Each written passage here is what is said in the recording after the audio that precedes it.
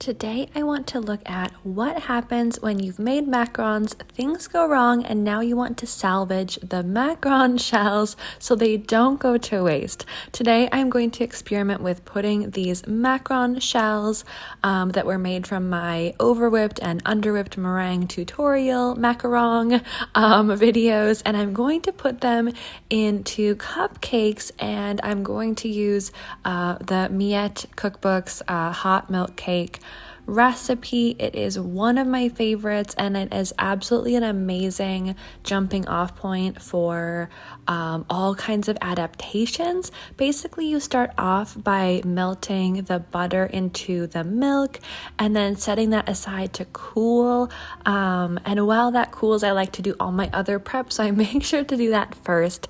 And then I've just got some cupcake liners here in my cupcake tin. The other thing that I did that you can do to use up extra macarons, or you don't have to, is to place a macaron in the bottom of each of those cupcake liners. Next up is to put the sugar and eggs over a double boiler. In the beginning, it will be really thick and kind of grainy, and you just want to keep that on the stove long enough so that it becomes warm, if not a bit hot to the touch. It looks a lot thinner and all of the sugar is dissolved.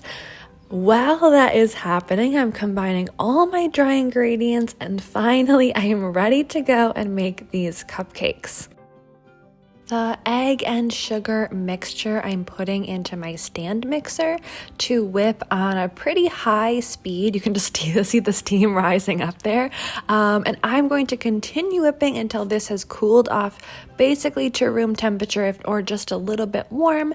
It has a lot more volume. It looks really fluffy. The color is much lighter. And if I pull my whisk out, it will kind of look like our nice glossy ribbon.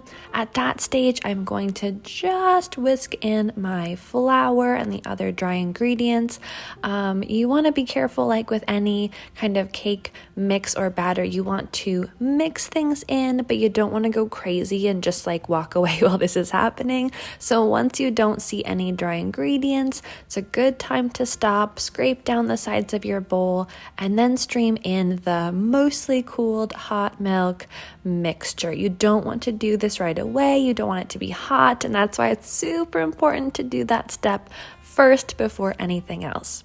This is where the original recipe stops, with this really luxurious, smooth, silky cake batter. Now I'm going to put in a ton of chopped up macaron pieces. It really depends on if you want to have macarons on the bottom, how many you want in there, but make sure whatever you're doing, you have enough actual cake batter. So this is actually going to bake up and become a real cupcake. That is super important. You also don't want to go all the way to the top of your cupcake liner. So if you do have that additional macaron kind of height on the bottom, just know that the cupcake portion obviously will be a little bit smaller. So that is a choice that you can make. I also made a regular size cake version of this just to see if it would bake up just as nicely, and it absolutely did. So you can do this with cupcakes or actual large regular size cakes. I just baked that until it was looking golden brown on the top. Took them out, transferred them over to a wire rack to cool completely while I whipped up some buttercream.